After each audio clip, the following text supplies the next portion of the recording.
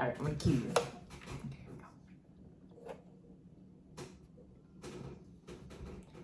Welcome to Unwind Podcast. We're your hosts, Maritza and Melinda. And here we go, another episode. And this one, guys, I think it's a really good one. I always say that, but this one actually is, it's gonna hit hard, I think, for some people. Yeah, I think that this one is a little, it's deep because it happened to us. Yes. So we're talking about, like, being hurt in the church, right? Okay. For starters, let's start with, so we're Christians, yes. right? For me, I come from a Christian background. My grandfather was a Pentecostal pastor. Then she grew up in church. Mom grew up in church. So she didn't force church on me. Okay. So that's kind of where I think, and then you're Catholic. So I'm not Catholic. Yeah. No. I'm sorry. Yeah. What I meant was you grew up in a Catholic church. I grew up Catholic, right? But we were the Catholic family that went to church, holidays, Easter, Christmas. Yeah. Like, it wasn't like every Sunday I got my communion. We did what they say you have to do, right? And it wasn't until I was an adult. I can actually tell you in 2009 is when I converted to Christianity, and I was living in Puerto Rico. I converted in 2005. Oh, okay. Because I also... So it's born again. My mom didn't force, again, religion on me because of her growing up and her parents being so strict. She didn't force it on me, and my father and his family, they're all Catholic. So I actually went to Catholic school too. Oh, me too. Yeah, me too. I don't know why, but we did. I went to Catholic school, and I did. I was in church and stuff like that. So with my best friend, we did like Sunday service stuff and things like that, and youth meetings and all of that. So I did grow up in church somewhat. Yeah, but it was by choice. So all right. But just to give an idea, I'll kick off with like your story. Yeah. So like I said, I was raised in Catholic church. To make you laugh though, in boot camp is when I kind of like, I guess there's other religions out there, or there's other, you know what I mean, but you really don't know when you're raised a certain way. Yeah. Does that make sense? So in boot camp, I remember on Sundays we were allowed to go to church. Right? And so the first Sunday we went to church, I chose to go to the Catholic church. And I remember that our group, like, they can't bother you in boot camp on Sunday. That's the rule. Okay. Like, you can go to church, it's your day, they don't bother you, right? Okay. So you go to church for an hour, they don't go with you, and then you, like, that's what it was, right? You come back. And I just remember coming back to the barracks, and it was still empty. Like, it was only us that went to the Catholic church that were back. And I was like, where the heck did everybody else go? Like, and when he came back, I was like, hey, where did you go? And the one person was like, oh, I went to the Baptist church. It's 3 hours long. And I was like, you know what? Next week, I'm going to be Baptist. I was like, and that was legit my first experience in a different church where they were singing, they were like happy. And it was like my brain was trying to compute, like, what is going on? Like, wow, this is fun. Like, everybody's dancing and singing, and this is enjoyable. And I remember the pastor in the church just preaching, and it was like I was in tune. I was listening, and I was like, man, this is so different. Like, I just remember just asking myself, like, why is ours just an hour and we're standing and kneeling, and it's like sad music? Yeah. Right? And I just remember, like, that always stuck in my head, even when I got out of boot camp, that I was like, man, I don't want to go back to the Catholic church, because if this is what other churches are like, I want to have fun. Like, going to church, like, this was like, to me, it was enjoyable. So when I finally, like, was getting out of the military, like, I was lost, right? Like, I was, like, seeking something because I had so much pain, right? Yeah. And I just remember, like, saying, like, okay, when you're in pain, like, you seek God. Yeah. Right? And I was like, okay, I went back to like my parents' house when I was injured, and I went to the church in the town that they live in. And I went to go talk to the priest.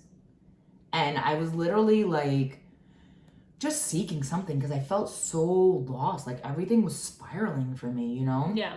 And I just remember him telling me, well, you know, pray a couple Hail Marys and the Our Father. And then he asked a favor of me. Like, can you come and talk about the desert? Because it was like the Lent week. Uh-huh. And I was like, all right. You remember we had this episode where I'm like the yes person then. And I was like, sure. Like, I disregarded that I was in pain, disregarded that I was broken, disregarded the fact that he just told me to say an Our Father and a Hail Mary, but there was no like healing. Does that make sense? So I was like, all right, fine. And I went and did that. And it was like, all of a sudden, I felt used. Yeah. Does that make sense? Yeah. Like, I became a topic to talk about the desert. And then in that moment, someone in the church, so to give you guys a visual, right? Someone in the church, I was trying to know if I was still going to be in the military, if I still was going to be a cop, if I still was going to have a left hand. Like, all this was in my mind. And I just remember I was on the phone, I think I was talking to the doctor or the base, I can't recall who. And somebody from that like little class came up to me and was like, oh, I was in the military. I was in the Army. All I said to the gentleman was, okay, excuse me, I have to make my call. After that, he actually made a big thing and called to get me in trouble.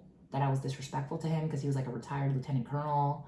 Said I was bashing the Marine Corps, that I was like disrespectful, like all these things. And I just remember saying to myself, how could you be a man of God and you're trying to hurt me because I didn't acknowledge you?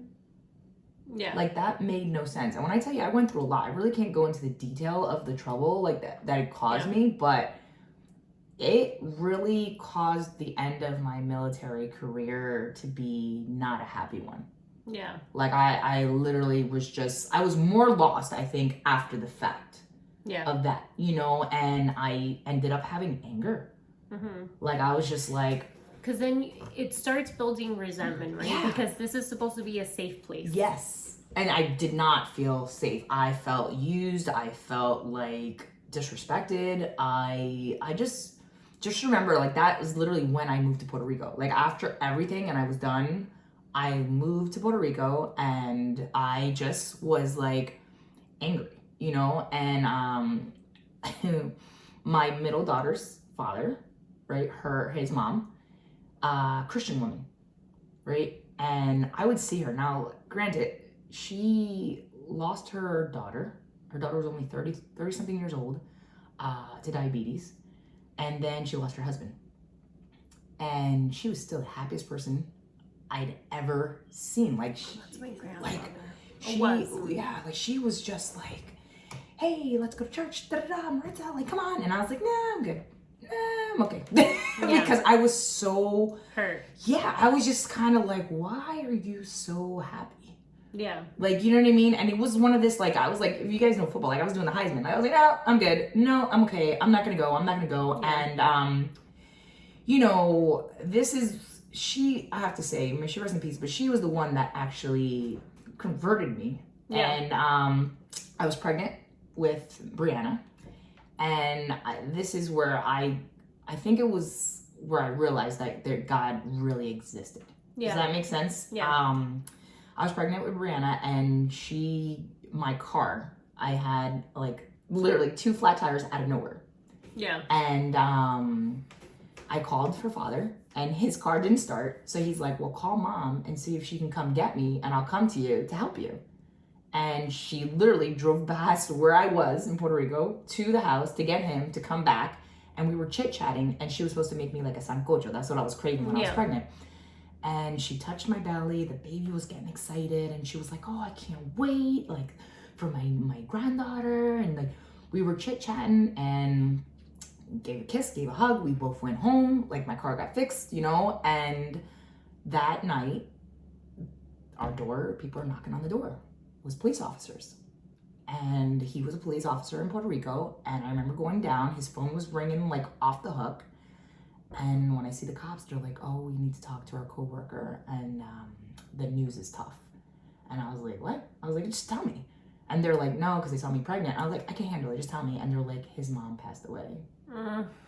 And I was like, no, there's no way. Like, she was just with us. That's impossible.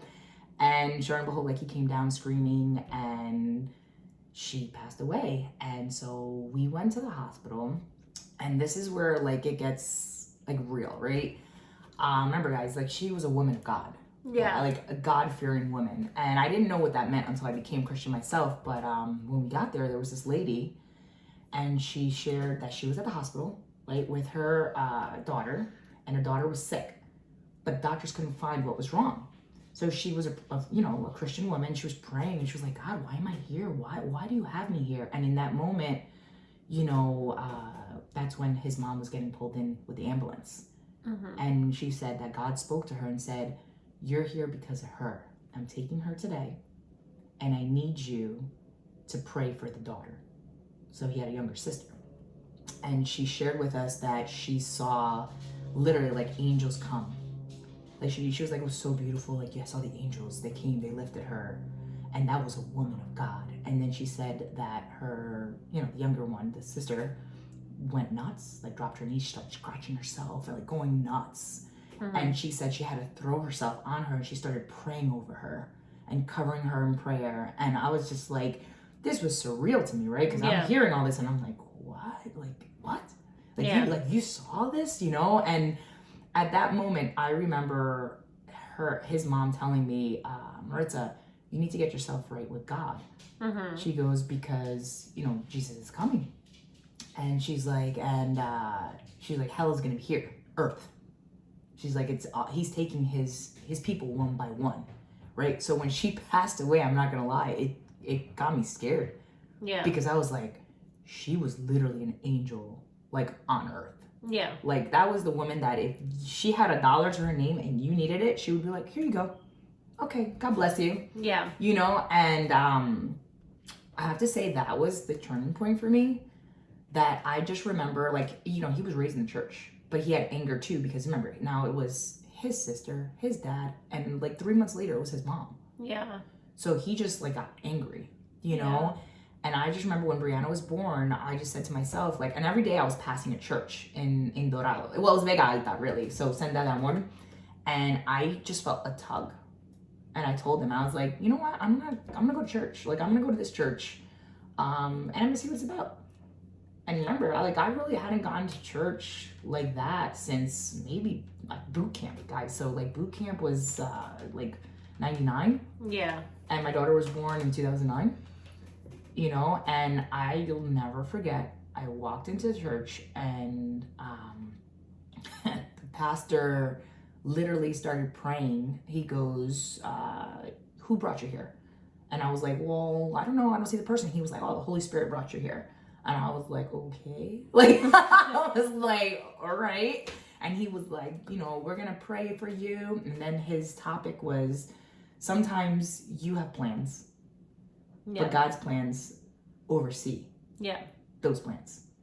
And so I kind of was like, like, I'm sitting there, and all of a sudden he starts praying a prayer. And it was like, he was just talking out loud, like, you're feeling broken, but God's got purpose for you. There's a plan for your life. Just because what you wanted didn't happen doesn't mean that it stops here. Yeah. And the more he spoke about that, the more like I was fighting crying.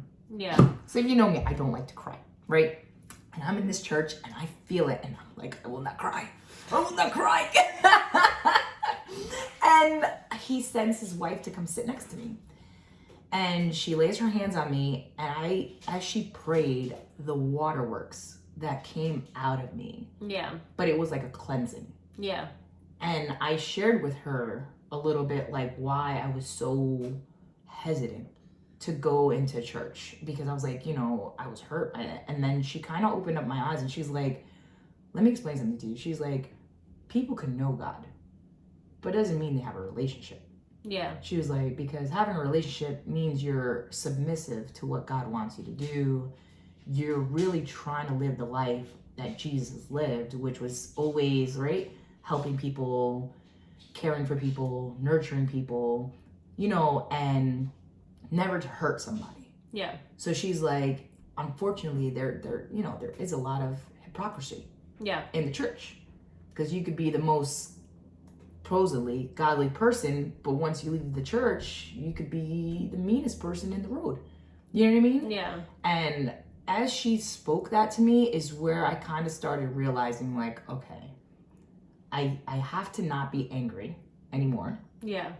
Let me see what God has for me. And I accepted Jesus that day. And let me tell you, from that moment on, I can honestly say my relationship with God has grown.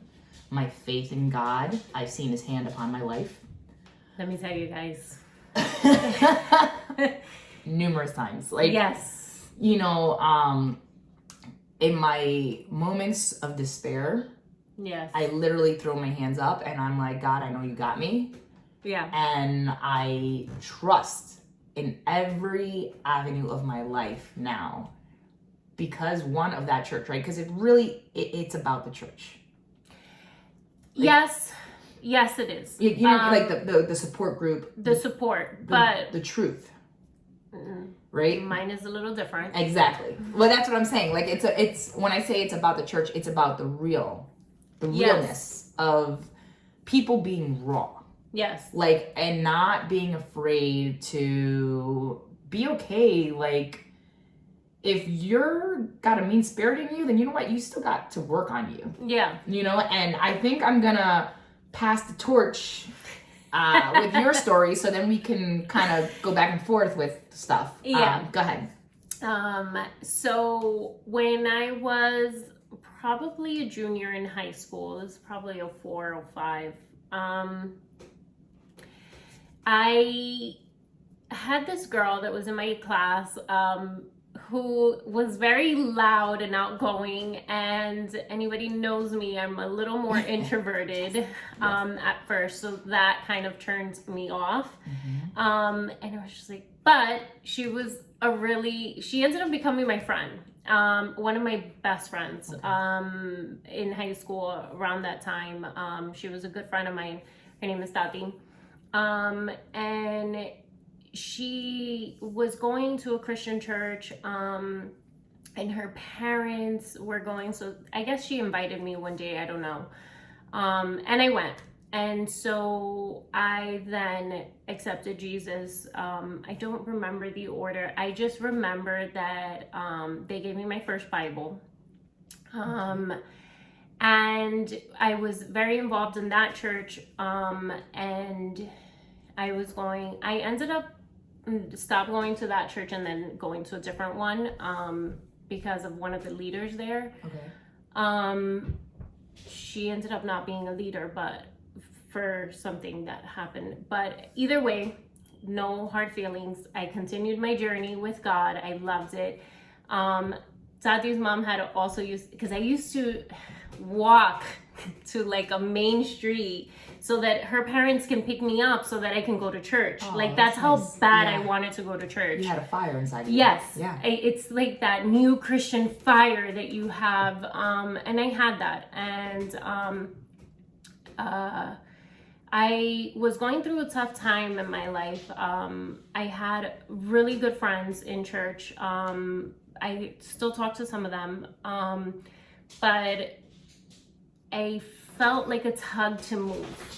Okay. I ended up moving to New Jersey. I felt a confirmation. I prayed on it, and I ended up here. So finding a church is not that easy. I didn't want to go to Grandpa's church, old Pentecostal, I loved, my grandfather, and I think that he was a true man of God. I didn't relate in certain things, like the no jewelry, no makeup, no hair dyeing. Yeah. I didn't relate to any of that. Yeah. So I didn't go to Grandpa's church because of that, not because I didn't believe his teachings. Yeah. I ended up going to this big church, which was a little different for me too, because I was used to grandpa's style of church, right? That old Pentecostal, but mine in Orlando was a little different. And, anyways, fast forward, then I didn't find that connection with the church that I was going to, but I continued. Once I got pregnant, I was like, all right, let me continue. Let me get involved in the church. Maybe I will connect, right? Let me take some women's classes. Let me do this. Let me do that. So I started doing that, and I started connecting. I started connecting with prayer groups with other women. Other women would pray. We would go. I think we would go to prayer groups with other women. So then I started relating to other women. So this whole process was great, right? So now my daughter's older, and my daughter, we were struggling with behavioral issues, with different things. And so the church was good, but then it wasn't. And we ended up having to change a lot of things. And in changing a lot of those things, I was involved in the church. I was a member of the church. I obeyed everything. I did everything by the book because I believed in it. And I still do, don't get me wrong. But I felt that the people that I thought were there for me weren't. I didn't get one phone call from one person when I just dropped out of nowhere. Leaders that were my leaders didn't reach out. And I was hurt. I was hurt by everything, the way that it was handled with myself, with my daughter.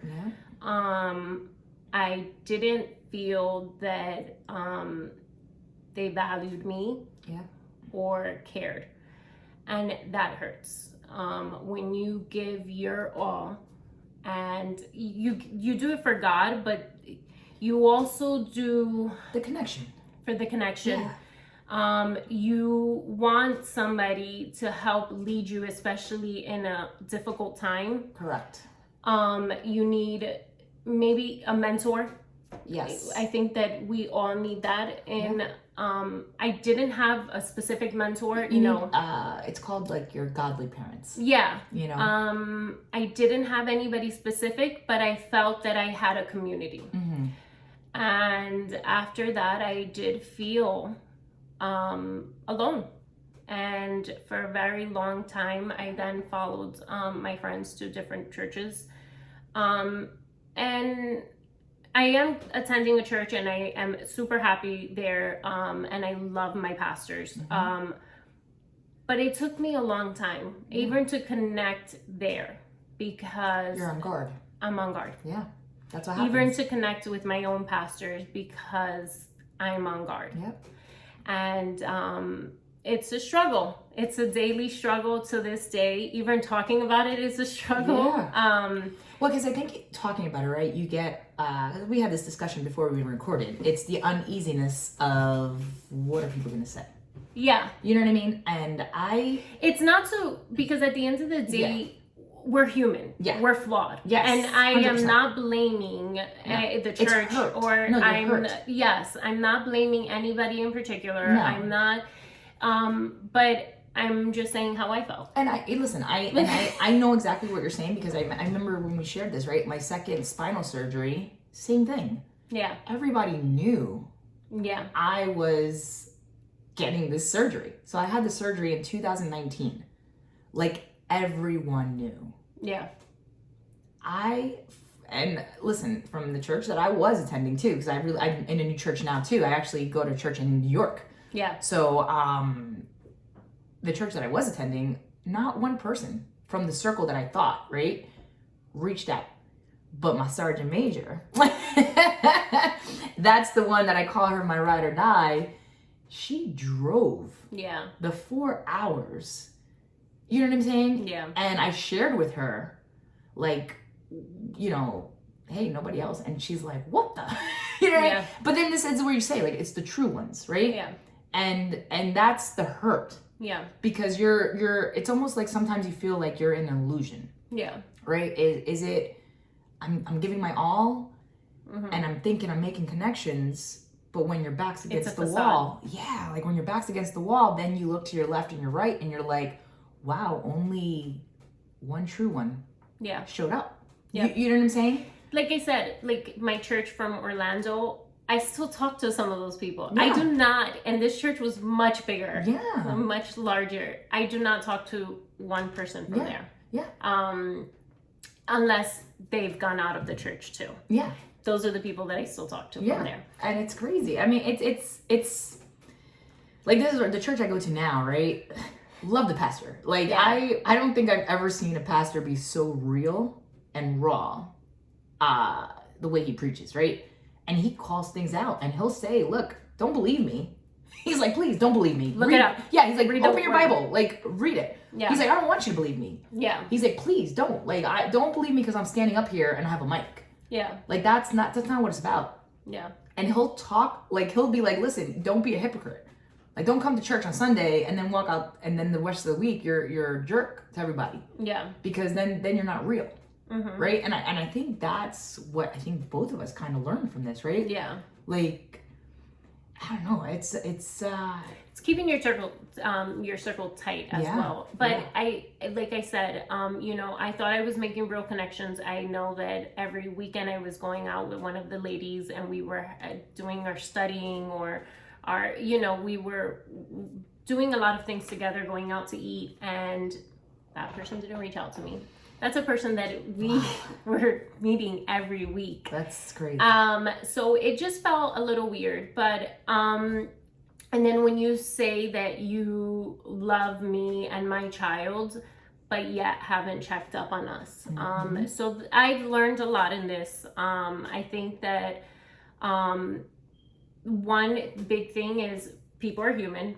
Forgiveness. Learning that we are all flawed, we make mistakes, but finding yourself in all of this and finding true connections and learning to read the room. Mm-hmm.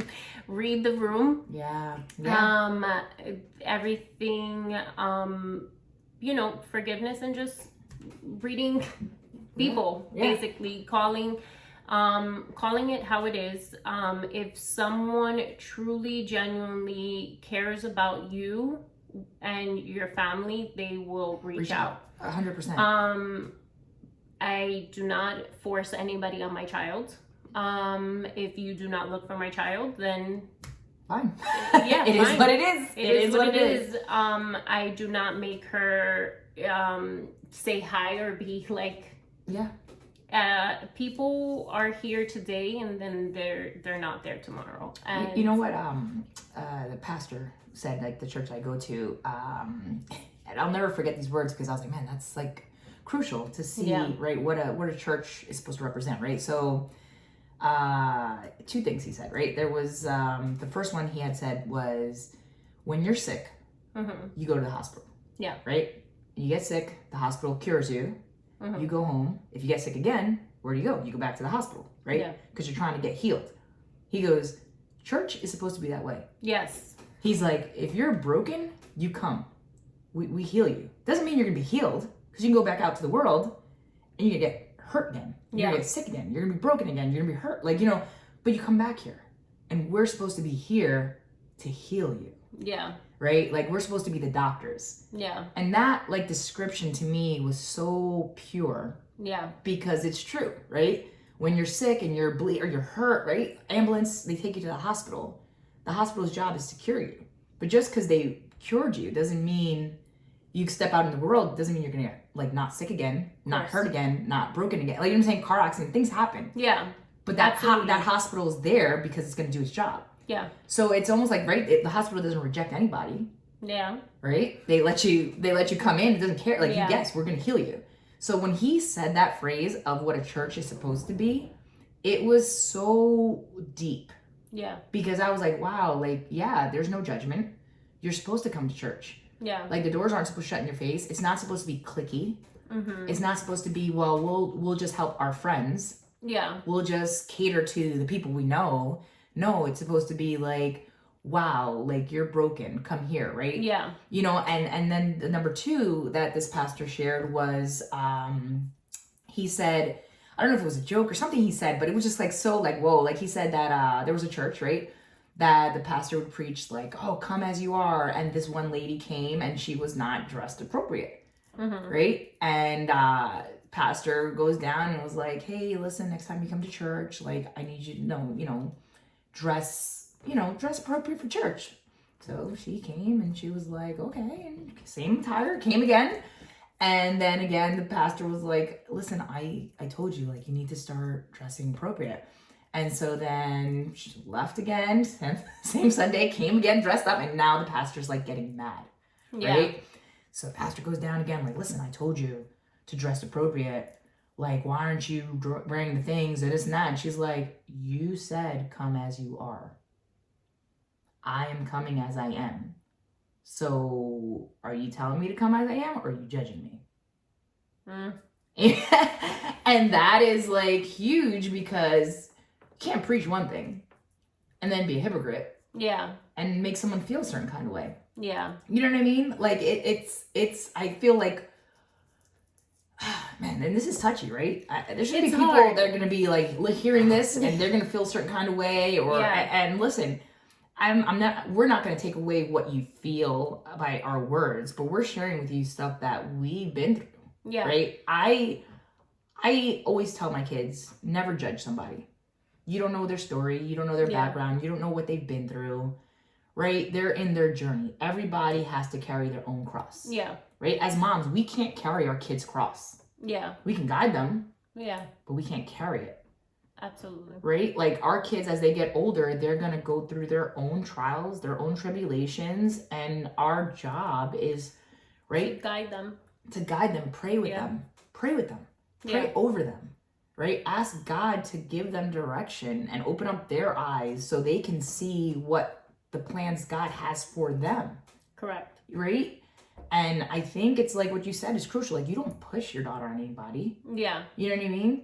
But you're teaching her too to have judgment. Yeah. I think overall on this topic, we just wanted to, say our experience. And we want to encourage everybody to find a Bible teaching church. Mm-hmm. Yes, correct. Because there's people out there that will teach the good news, but not the bad. Not the real. Yeah. the things. Just because it's all good doesn't mean that you're not gonna have suffering and you're not gonna have trials. I think that situation led me to where I'm at now with the pastors that I am with now, and I do love my pastors, and I love the church that I'm at. I think that that's a learning experience, and I think that is just using judgment. Just because you were hurt doesn't mean that they're a bad person. Correct. Doesn't mean that because they can be on their own journey. Mm-hmm. Everybody's on a journey. I feel like no matter where you are on your journey with Christ, you're always trying to be a better person, right? Yeah. So I do this thing where I look in the mirror and I literally, my prayer is, all right, God, make me better today than I was yesterday. Yes. Right? And it's crucial. Listen. For those that are like, I never stepped foot in church, I don't want to go in. A lot of people, this is why they don't. Because they're church hurt. Exactly. So this is why we want to bring it to the forefront. Yeah. And speak on it, right? Because it's... A bad experience doesn't mean that that's what it's all about. Exactly. I think that's the key. Yeah, absolutely. It happens. I know a lot of people that stop going to church forever because of it. I do think that a relationship with God, in the Bible, it also says, I don't know exactly where, but it does say, a community, come multiple in prayer and Where he's one or there. more are together, God is there. Yeah. And so it's because togetherness is important. Yeah. So He created, well, I mean, perfect example, right? He had Adam. Yes. And then he realized, like, man, I can't have Adam by himself. He needs somebody. Yeah, exactly. So he created Eve because he was like, you need people. You do. You need people to grow. You need people to pray for you, and you need that encouraging body of Christ, right? And it's not like, I can't emphasize it enough, right? Don't say I'm a Christ-like person, and then be like, girl, did you see what so and so wore to church today? Like that's that is not Christ-like. Like that's judging somebody. You know what I mean? Keep it to yourself. Exactly. I get it. Maybe that's you. Keep it to yourself and ask God to help you. Yes, I was gonna say God's working on you.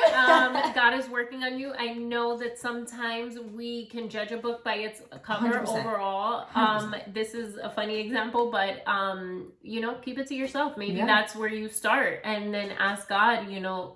God, please don't let me. Judge Help this me. person. Let your words come out. Like let your words be my words. Like that's crucial. Like I listen, it's every day, right? Yeah. Like I laugh. My sister-in-law, she's a strong, godly woman, right? And she makes me laugh because she goes, "But God's still working with my mouth." She's like, sometimes this stuff human comes out of me and I say bad words. My pastor says that all the time. Yeah. So like it's just, but that's being real. Like you absolutely. know what I mean? Like just be real, people. Like stop trying to be a facade. Stop trying to be something that you think you're supposed to be, right? Like and don't judge other people and their journey. Exactly. Or someone is not dressed right for church or this, because maybe that's not where God is tugging on their heart. Or that's all they can afford. Like, I mean, you don't know people's financial, like right now the world is chaotic in terms of finances. I literally am going to start walking everywhere, people, because gas is insane. I mean, but you know what I'm saying? I mean, like, she doesn't mind walking. Exactly. But I think I'm going to start walking too. I'm just saying, like, it's if somebody had the courage to go, that's a big step. Yeah. That's huge. Like, and people that are on their journey, invite others. Yeah. Invite them, because you're hurt. You might relate with somebody else's hurt. Yeah. Right? I truly believe that we are tested to have the testimony, right? Because you don't go through something just to go through it and then put it in your back pocket and be like, well, that was fun. No, it's now I'm going to share. Yeah. Hey, God did this in my life. Like I was at the bottom of the bottom of the bottom, and God rose me up and he took me out of it. You know what I mean? Yeah. And listen, for everybody, being Christian, it's not all fun, because the devil is after you 24/7. Like he wants to take away that joy in your heart. He wants to break you and have you believing otherwise. The more you're in it, the more you are connected with God, the more the enemy attacks. Oh, 100%. And so if you feel attacked, keep persevering, because that means that you're doing good. And you're getting closer, right? So it's like, right, a lot of scripture talks about marathon, right? And it's true, right? If you run a marathon, you don't get to the end to get your medal. Yeah. Right? So this is how I would love for everybody to see it, right? You need to fight through it. Whatever you're going through right now, like whether it's in your relationship, your health, mental, whatever battles you're facing, see it as the enemy's trying to hold you back to get to your blessings, right? But if you persevere and you push through and you say, nope, not today. I am not who this word is trying to claim me to be. I am not this pain. This pain does not define me. What's happening in my marriage does not define me. God is in control. You will get to the blessing, because when it's of peace, it's of God. When it's of confusion and chaos, it's from the enemy. Yep. And it's to mess you up, essentially.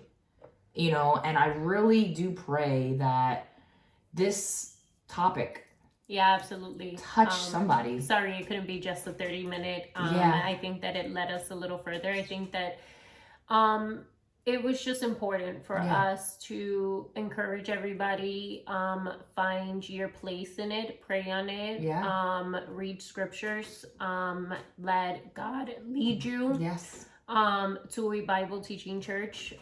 Encourage you, get connected with other people. If you want to reach out to us, we're in the if you're going through tri-state. something, please comment, because we're prayer warriors. Yeah. And listen, you asked me to pray for you, I'm going to pray for you. And I'm going to pray for your situation. True. Yes.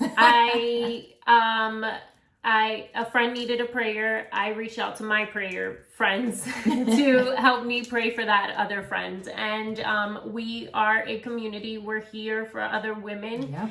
And we want to encourage everybody, and men. Yeah. I said we're here for other women. No, and men. If you need prayer, we will gather and pray together, because it makes the difference. Prayer is powerful, people. I will end on that, right? Prayer is powerful. It is, you will see things change in your life. And again, I feel like a heaviness in my heart that there's somebody struggling out there right now, and you're teeter-tottering with a decision.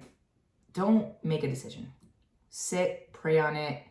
Understand that everything has a season. Yeah. This too shall pass, and you will get through it. So whoever that was for, I'm going to lift it up in prayer. I'm going to ask God to give you guidance, to tug at your heart, for you to feel the direction in which he wants you to take you. And listen, again, please reach out. Yes, please. Guys, thank you for being here with us.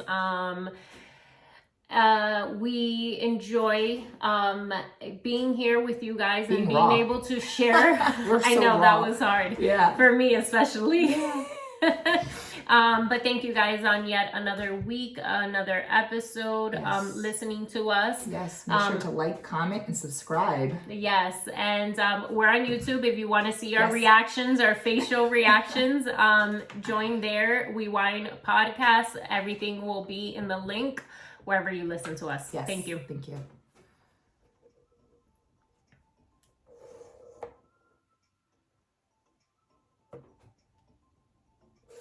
Oh, that was good.